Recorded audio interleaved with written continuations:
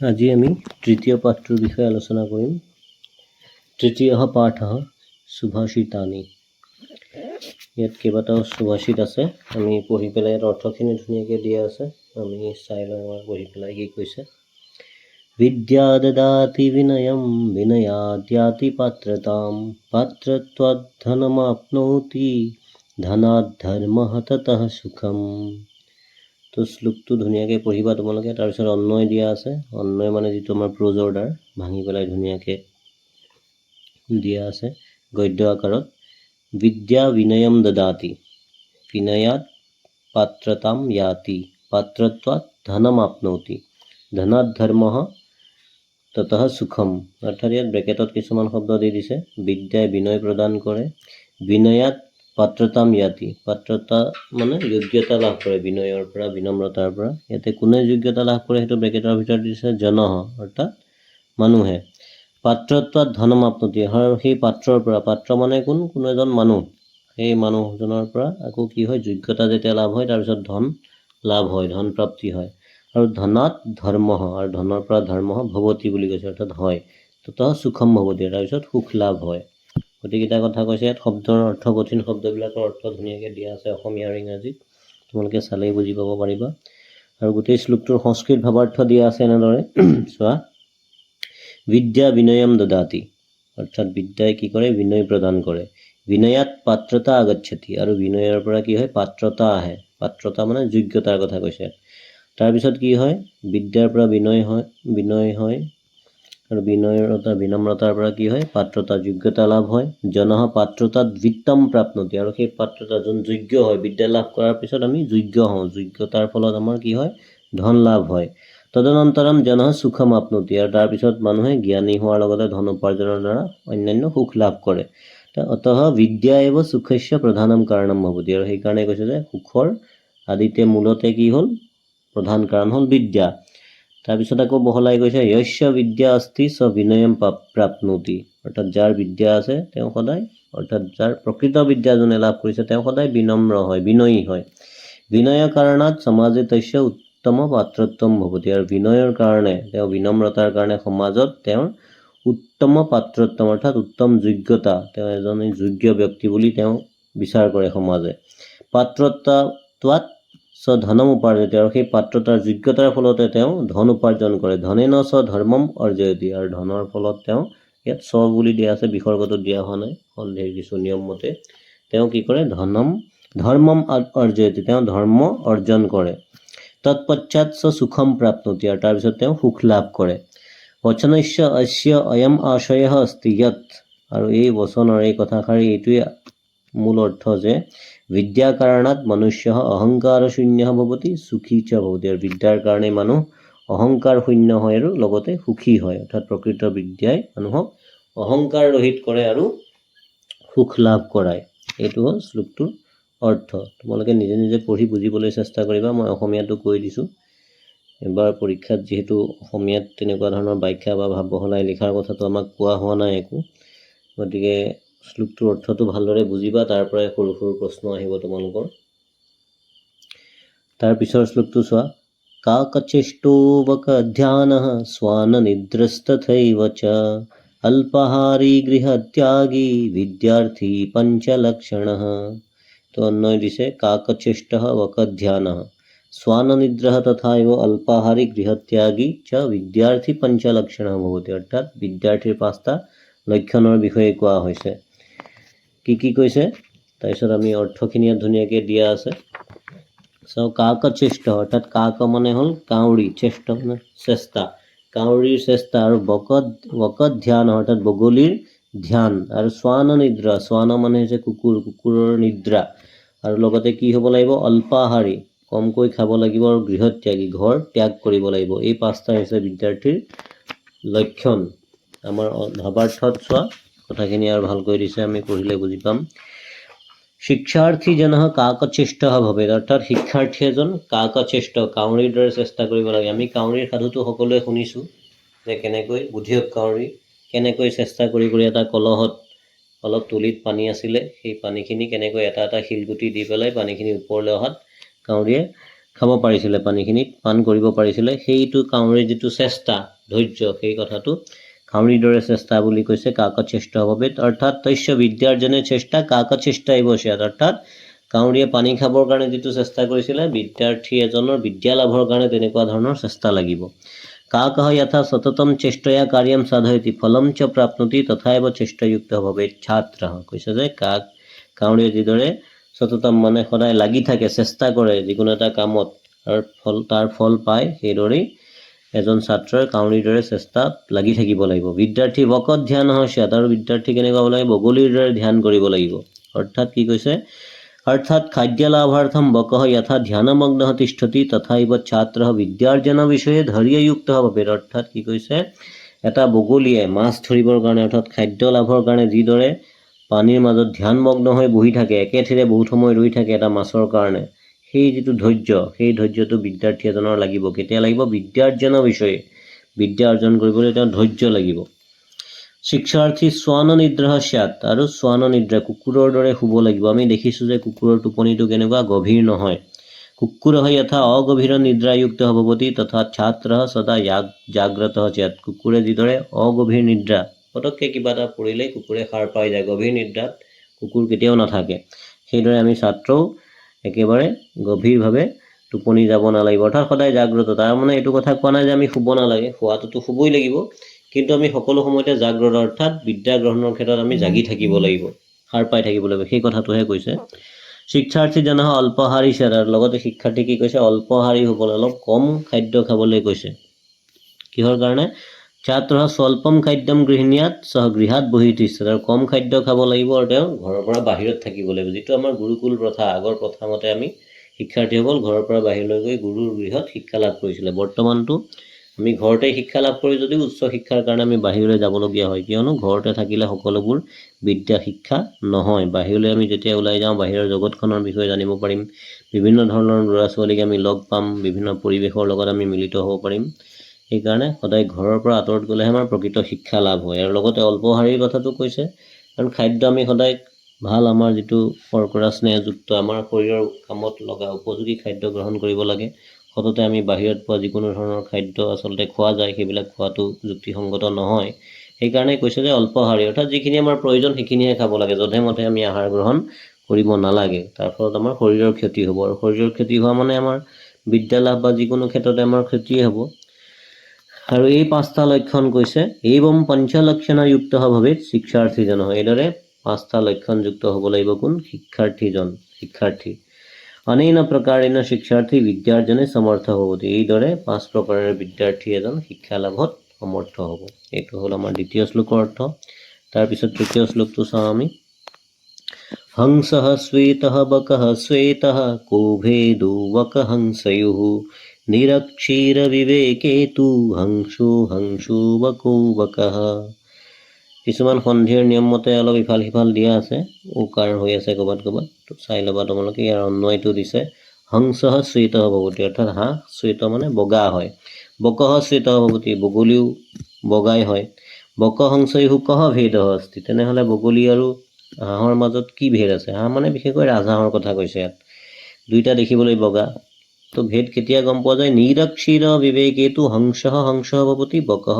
ভৱতি যেতিয়া পানী আৰু গাখীৰ যেতিয়া সেৱন কৰিবলৈ দিয়া হয় তেতিয়াহে আচলতে হাঁহ আৰু বগলীৰ পাৰ্থক্যটো গম পোৱা যায় ইয়াৰ অৰ্থটো চাওঁ আমি হংসস্য বৰ্ণঃ শ্বেতঃ ভৱতি হাঁহৰ বৰ্ণ শ্বেত মানে বগা হয় বকস্য বৰ্ণঃ শ্বেত ভৱতি বগলীৰ বৰ্ণও শ্বেতই হয় বগাই হয় কিন্তু তয়োঃ মানে সেই দুইটা মানে কাৰ কথা কৈছে বক হংসয়োঃ বগলী আৰু হাঁহৰ স্বভাৱঃ ভিন্ন অস্তি কিন্তু দুইটাৰে স্বভাৱ একে নহয় বেলেগ বেলেগ হয় দেখিবলৈ দুইটাৰ ৰং একে বৰণ একে জল মিশ্ৰিত দুগ্ধাত দুগ্ধস্য গ্ৰহণ সামৰ্থ্যম কেৱলম হংসস্য অস্তি কি কৈছে যে জল মিশ্ৰিত দুগ্ধত অৰ্থাৎ জলৰ দ্বাৰা মিশ্ৰিত হৈ থকা দুগ্ধ গাখীৰৰ পৰা পঞ্চমী বিভক্তি হৈছে দুগ্ধাত দুগ্ধস্য গ্ৰহণ সামৰ্থ্যম অৰ্থাৎ পানী আৰু গাখীৰ মিহলি বস্তুৰ পৰা গাখীৰখিনি অকল গ্ৰহণ কৰাৰ সামৰ্থ্য কাৰ আছে কেৱলম হংসস্য অস্তি কেৱল হাঁহৰহে আছে পৰন্তু তৎ সামৰ্থ্যম বকস্য নাস্তি কিন্তু বগলীৰ সেইটো সামৰ্থ্য নাই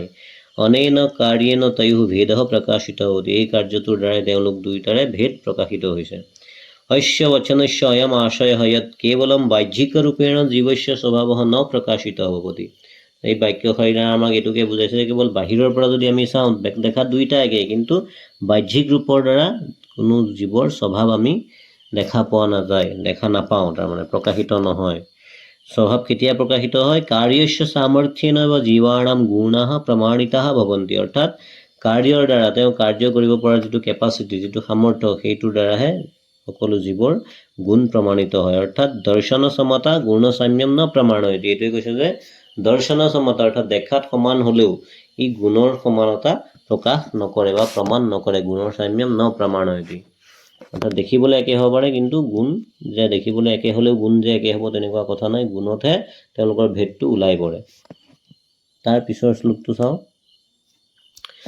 अपि स्वर्णमयी लंका न मे लक्ष्मण रोचते जननी जन्मभूमिश्च स्वर्गादपि गरीयसी। অৰ্থাৎ এইটো শ্লোক কোনে কৈছে?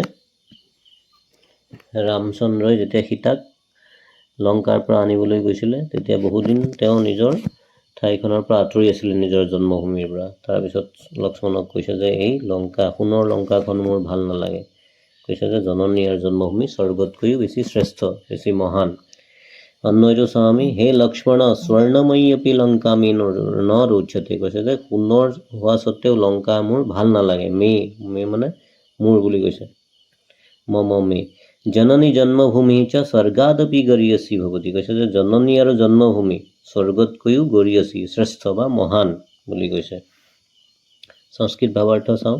হে লক্ষ্মণ লংকা স্বৰ্ণময়ী अस्ति চেদপি অহম এনাম ন ইচ্ছামি, কৈছে যে হে লক্ষ্মণ লংকা স্বৰ্ণৰ সোণৰ লংকা হোৱা স্বত্তেও মই এয়া ইচ্ছা নকৰোঁ।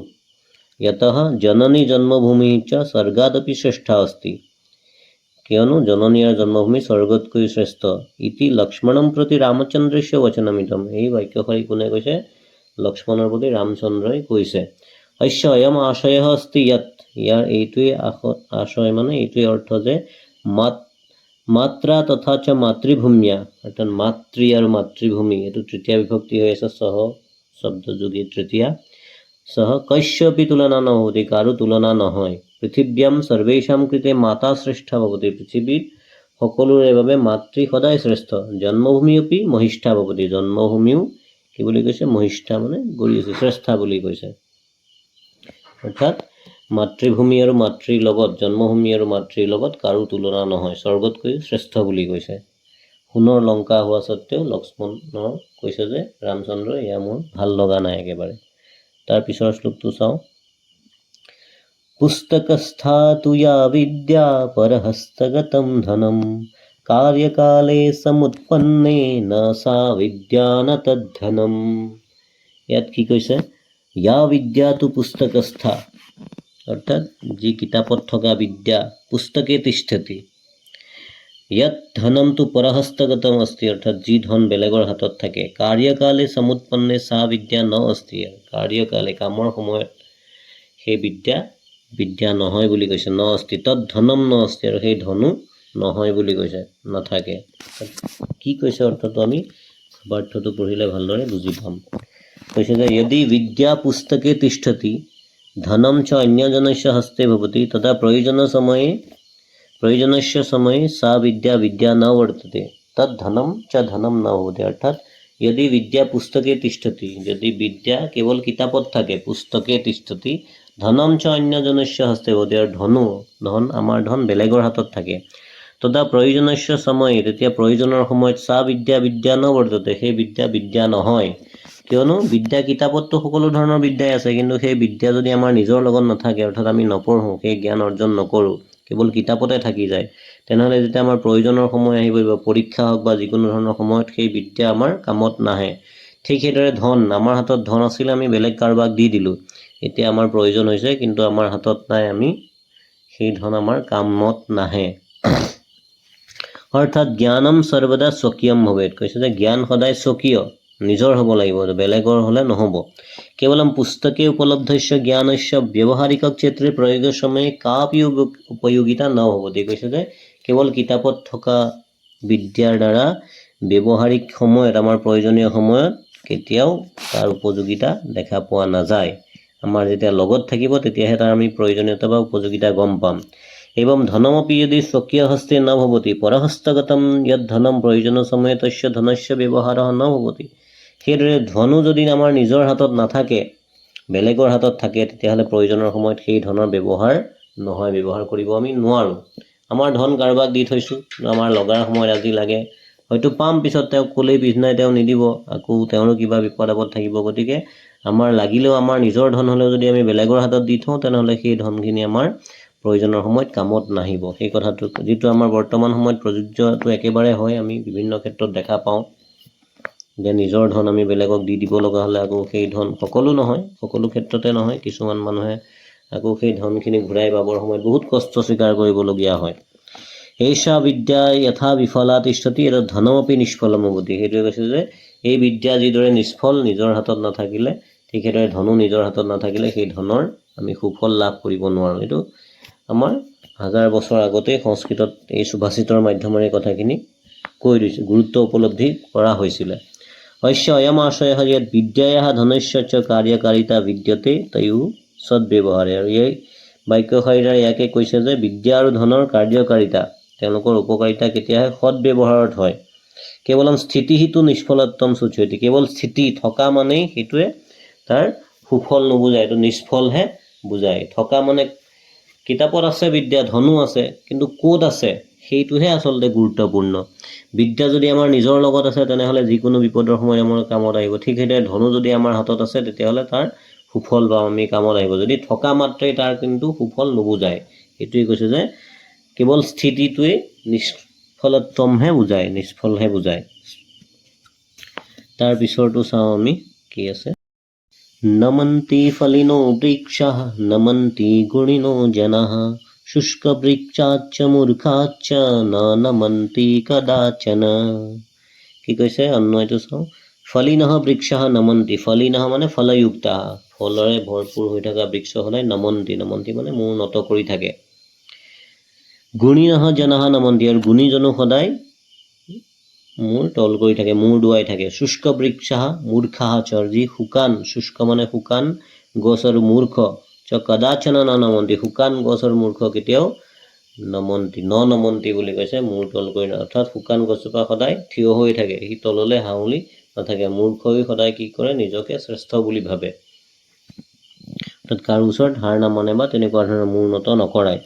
संस्कृत भावार्थ फलयुक्तः वृक्षः फलानां भारत्वात् नतः भवन्ति কৈছে ফলযুক্ত বৃক্ষ ফলৰ ভাৰত সদায় মূৰ নত কৰি থাকে শিৰ নত কৰি থাকে অৰ্থাৎ তললৈ হাউলি থাকে গুণযুক্তः জনাः বিনম্ৰः ভৱন্তি আৰু গুণযুক্ত মানুহ সদায় বিনম্ৰ হৈ থাকে মূৰ নত কৰি থকা মানে কি বিনম্ৰ সেই গুণটোৰ কথা কৈছে বিনম্ৰ হৈ থাকে শুষ্ক বৃক্ষः পত্ৰ ফলাভাৱত স্থিৰः তিষ্ঠন্তি আৰু শুকান গছ এজোপা তাৰ ফলো নাই পাতো নাই সেইকাৰণে কি সদায় কি হয় স্থিৰ হৈ থাকে থিয় হৈ থাকে एवं प्रकारेण मूर्खजनः ज्ञानभावात् गर्वयुक्तः भवन्ति আৰু এই ধৰণেৰে মূৰ্খজনে কি হয় জ্ঞানভাৱাত জ্ঞানৰ অভাৱত গৰ্বযুক্ত হৈ থাকে অহংকাৰ কৰি থাকে জ্ঞানৰ তেওঁ অৰ্থাৎ জ্ঞান নাথাকে কাৰণে তেওঁ অহংকাৰ কৰে গৰ্ব কৰে অৰ্থাৎ তে বিনম্ৰাহ নভৱন্তি অৰ্থাৎ তেওঁলোক বিনম্ৰ নহয় अस्य अयम् आशयः अस्ति यत् गुणिनः प्रकृतज्ञानिनः च सर्वदा विनम्रभावेन नम्राः तिष्ठन्ति এই বাক্যৰ এই অৰ্থ যে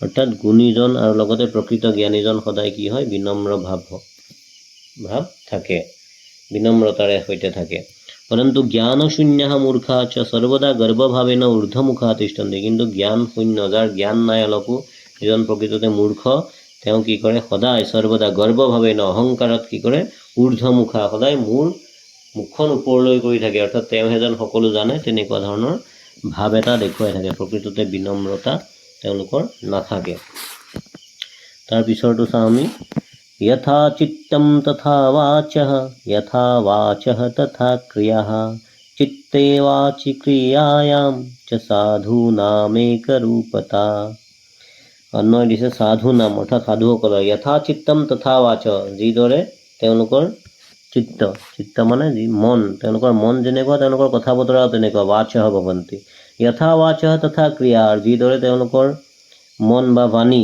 তেওঁলোকৰ ক্ৰিয়া কামবোৰো তেনেকুৱা হয় সাধুনাম চিত্তে বাচি ক্ৰিয়াম চ একৰূপতা ভৱতি। আৰু সাধুসকলৰ কাৰণে বাচি অৰ্থাৎ বাণী আৰু ক্ৰিয়া দুয়োটাতে সদায় একৰূপতা সমান ৰূপ দেখা যায়, তাত কোনো পাৰ্থক্য দেখা নাযায়।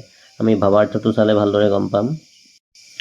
সাধুনাম যথা চিত্তম ভৱতি তথা তেষাম ৱাচঃ ভৱন্তি। অৰ্থাৎ সাধুসকলৰ, প্ৰকৃত জ্ঞানী সাধু লোকসকলৰ যেনেকুৱা তেওঁলোকৰ মন হয় আৰু তেওঁলোকৰ বাণীও ঠিক তেনেকুৱা ধৰণৰ হয়। অৰ্থাৎ সাধু জনস্য বচনম চিত্তানুসাৰী ভৱতি। অৰ্থাৎ সাধুসকলৰ বচন, বাণী, কথা বতৰা তেওঁলোকৰ মন অনুসৰি হয়। অন্তৰ, হৃদয় যেনেকুৱা তেওঁলোকৰ কথাও তেনেকুৱা।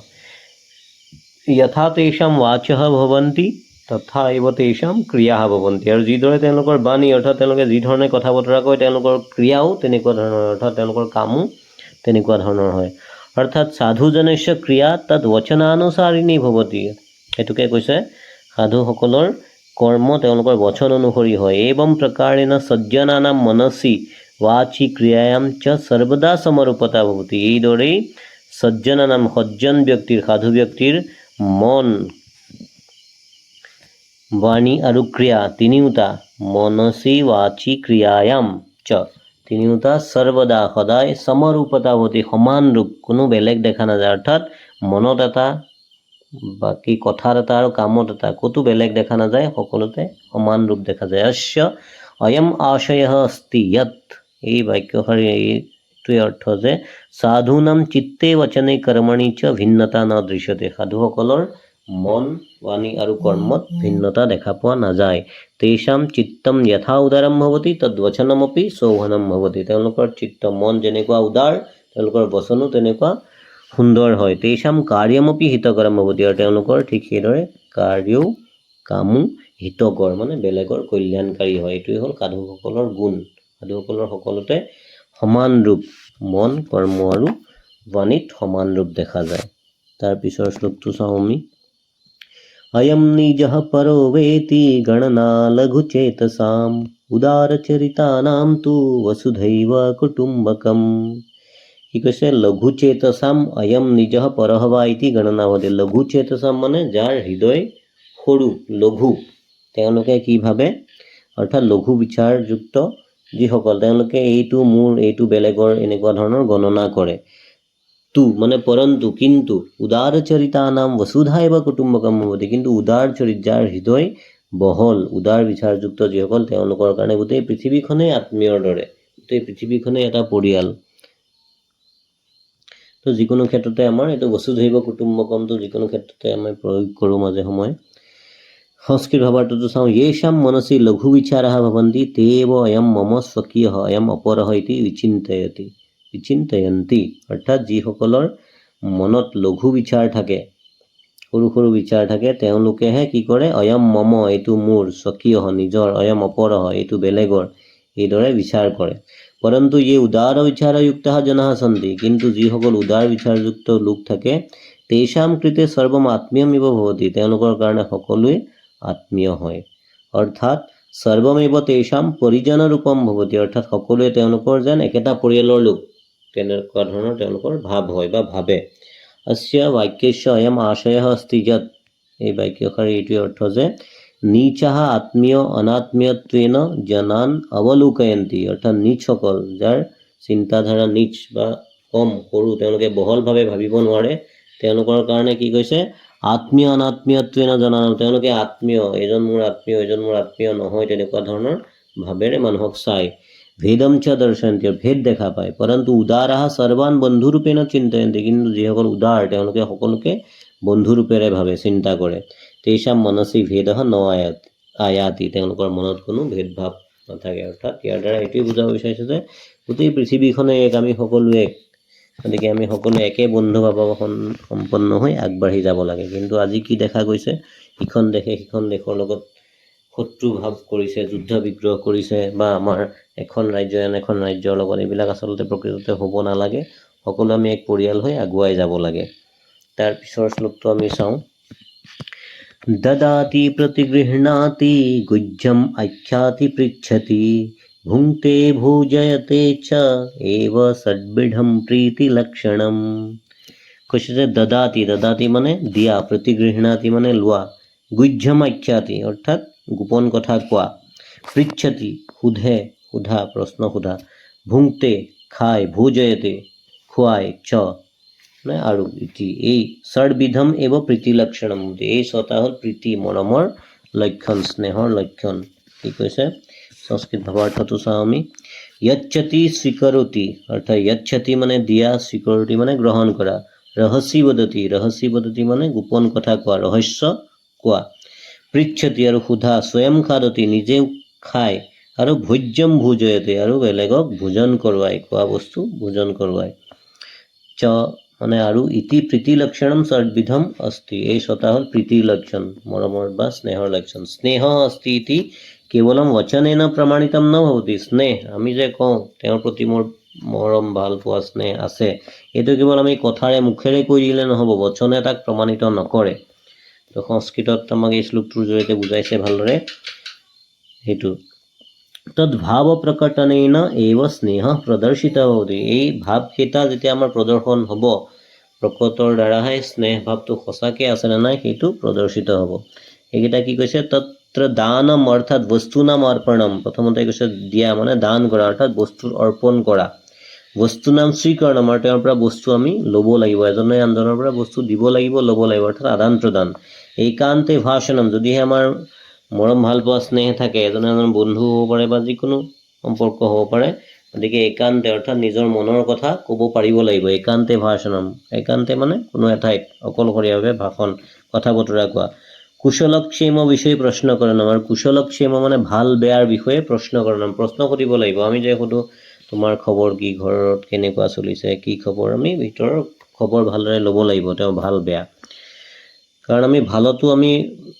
একেলগে থাকিব লাগিব বেয়া আমি দুখৰ সময়তো সুখ দুইটাতে একেলগে থাকিব লাগিব তেতিয়াহে আমাৰ বন্ধুত্ব প্ৰেম বা মৰম স্নেহ ভাল পোৱা থাকিব ভোজনস্য স্বীকৃতি ভোজনৰ স্বীকৃতি তেওঁ দিয়া ভোজন মই স্বীকাৰ কৰিব লাগিব আৰু ভোজন প্ৰদান মইও তেওঁক ভোজন খুৱাব পাৰিব লাগিব দিব লাগিব গতিকে এই গোটেইকেইটা ছটা এবং সৰ্ববিধা প্ৰীতিসূচকः স্বাভাৱিকः ব্যৱহাৰः ভৱন্তি এই ছটা এই সকলো ধৰণৰ এই যিকেইটা কথা ক'লে এইকেইটা প্ৰীতিসূচক অৰ্থাৎ স্নেহসূচক স্বাভাৱিক ব্যৱহাৰ এইকেইটা একেবাৰে স্বাভাৱিক সৰল ব্যৱহাৰ ইয়াত কোনো কৃত্ৰিমতা একো নাথাকে হস্য বচনস্য আশয় যত এই বাক্যৰ এইটোৱে অৰ্থ যে অনেন ষড়ভাৱ প্ৰকাশন সেন জনস্য মনোগতা প্ৰীতি প্ৰকাশিতা হওঁতে এই ছটা ভাৱৰ দ্বাৰা মানুহৰ মনোগতা প্ৰীতি অৰ্থাৎ মানুহৰ মনত স্বাভাৱিক যিটো প্ৰীতি বা স্নেহৰ লক্ষণ প্ৰকাশ পায় ইয়াৰে যদি কিবা ইফাল সিফাল হয় হিন্দেৰি হয় তাৰ মানে আমাৰ প্ৰকৃত স্নেহ থকাটো নুবুজাব এই গোটেইকেইটা কথাই প্ৰকৃততে আমাৰ ভাল পোৱা বা স্নেহ বুজাব এই লক্ষণকেইটা সুন্দৰভাৱে দাঙি ধৰিছে এই শ্লোকটোত শেষৰ শ্লোক এটা আছে আমাৰ চাওঁ यद् यद् आचरति श्रेष्ठः तद् देवेतरो जनः स यत् प्रमाणं कुरुते लोकस्तदनुवर्तते এইটো গীতাৰ শ্লোক দিছে কি কৈছে চোৱা শ্ৰেষ্ঠः यद् यद् आचरति অৰ্থাৎ শ্ৰেষ্ঠজনে যি আচৰণ কৰে ইতৰঃ জনঃ তত্তদেৱ আচৰতি ইতৰজনে মানে বাকী সাধাৰণ মানুহেও সেইটোৱে আচৰণ কৰে সহ অৰ্থাৎ তেওঁ শ্ৰেষ্ঠ যিজন শ্ৰেষ্ঠ यत् प्रमाणम कुरुते जितु प्रमाण करे लोकः तद अनुवर्तते মানুহে তাক অনুসৰণ কৰে অৰ্থাৎ শ্ৰেষ্ঠজনে জ্ঞানীজনে যিটো প্ৰমাণ কৰি দেখুৱায় সেইটো সত্য যিটো স্থাপন কৰে সাধাৰণ লোকে তাক অনুসৰণ কৰে অৰ্থখিনি দিয়া আছে আমি সংস্কৃত ভাৱাৰ্থটো চাওঁ কি দিছে समाजे उत्तमः जनः यादृशम् आचरणं करोति तादृशमेव आचरणं समाजे विद्यमानः अन्ये जनाः अनुकुर्वन्ति অৰ্থাৎ সমাজত যিসকল উত্তম লোক থাকে শ্ৰেষ্ঠ লোক থাকে ইয়াদৃশম আচৰণম কৰে তেওঁলোকে যি ধৰণৰ আচৰণ কৰে তাদৃশমেৱ আচৰণম সেই ধৰণৰ আচৰণ সমাজে বিদ্যমান সমাজত বিদ্যমান অন্য জনাহ অনুকুৰ্বন্তি অন্য লোকসকলে অনুকুৰ্বন্তি অৰ্থাৎ ফলো যিটো কৰে অনুসৰণ কৰে স উত্তম জনহ ইয়াত প্ৰমাণ ৰূপে উপস্থাপন আৰু সেই উত্তমজনে শ্ৰেষ্ঠজনে যিটো প্ৰমাণ ৰূপেৰে উপস্থাপন কৰে প্ৰমাণ কৰি দেখুৱায় জগতি তদেৱ সিদ্ধান্ত ৰূপেণ গৃহীতম হ'ব জগতত সেইটোৱেই সিদ্ধান্ত ৰূপে গৃহীত হয় যেনেকৈ জ্ঞানী পুৰুষ মানুহবিলাকে যিকোনো ধৰণৰ কথা বতৰা বা সিদ্ধান্ত দি গৈছে আমি সেইটো মানি লওঁ সকলো সাধাৰণ লোকে সেইটোকে বুজাইছে হস্য বচনস্য অয়ম আশয় হয়ত এই বচনশাৰীৰ এইটোৱে অৰ্থ যে সমাজে শ্ৰেষ্ঠজন অন্যেষাম জনানাম কৃতে আদৰ্শ স্বৰূপ ভৱতি অৰ্থাৎ সমাজত শ্ৰেষ্ঠ লোকসকল কি হয় অন্যেষাম জনানাম কৃতে অন্য জনসাধাৰণৰ কাৰণে কি হয় আদৰ্শ স্বৰূপ হয় সৰ্বেব তম অনুসৃত্য সমাজে আচৰণতে সকলোৱে তেওঁক অনুসৰণ কৰি সমাজত আচৰণ কৰে, তেনেকুৱা ধৰণৰ আচৰণ কৰিবলৈ চেষ্টা কৰে বা কৰে। অস্মিন লোকে সজ্জনানাম আচৰণম প্ৰমাণৰূপেণ তিষ্ঠতি, আৰু ইয়াত এই লোকত, এই পৃথিৱীত সজ্জনসকলৰ আচৰণ প্ৰমাণৰূপে স্থান লাভ কৰে। তেওঁলোকে যি ধৰণৰ আচৰণ কৰে, যি ধৰণৰ কথা বতৰা বা যিটো কয়, দেখুৱাই, পথ দেখুৱাই, সেইটোকে আমি সাধাৰণ লোকে মানি লওঁ। উক্তম চ মহাজনো য়েত গতঃ স্বপন্থা, আৰু কোৱা হৈছে যে, এটা উদ্ধৃতি দিছে যে মহাজনঃ য়েন গতঃ, অৰ্থাৎ মহাজন মানে মহান জনঃ, যিজন মহান শ্ৰেষ্ঠজন, য়েন গতঃ যি ভাৱেৰে, যি ৰাস্তাৰে গৈছে, স্বপন্থা সেইটোৱে কি হৈ যায়, ৰাস্তা হৈ যায়। অৰ্থাৎ যিফালে যায়, শ্ৰেষ্ঠ মানুহজন যিফালে যায় বা তেওঁ যি ধৰণৰ কথা কয়, সেইখিনি প্ৰমাণ হৈ যায় বা সেইটোৱে ৰাস্তা হৈ যায় বুলি কৈছে। অৰ্থাৎ তাক আমি অনুসৰণ কৰোঁ, অৰ্থাৎ তেওঁৰ পিছে পিছে সেই ৰাস্তাটোতে আমি যাওঁ। তো এইখিনি আমাৰ 10টা শ্লোক দিছে, সুন্দৰ শ্লোক। আমি প্ৰতিটো শ্লোকেই মনত ৰাখিবলৈ চেষ্টা কৰিব লাগে আৰু সহজতে মুখস্থ হৈ যাব শ্লোককেইটা, একেবাৰে সহজ। আমাৰ বিভিন্ন সময়ত আমাৰ ব্যক্তিগত জীৱনত বা সামাজিক বিভিন্ন ক্ষেত্ৰত এই শ্লোককেইটাৰ অৰ্থখিনি আমাৰ কামত আহে। আমি এইখিনি হৃদয়ংগম কৰি অনুভৱ কৰিবলৈ চেষ্টা কৰিব লাগিব। তাৰপিছত আমি ইয়াৰ যিখিনি পাঠভিত্তিক প্ৰশ্ন আছে বা সেইখিনি যিখিনি দিছে আমাক, সেইখিনি আমি আলোচনা কৰিম। তোমালোকক লিখি পেলাই মই প্ৰশ্নখিনি দি দিম আকৌ পিছৰ পাঠত।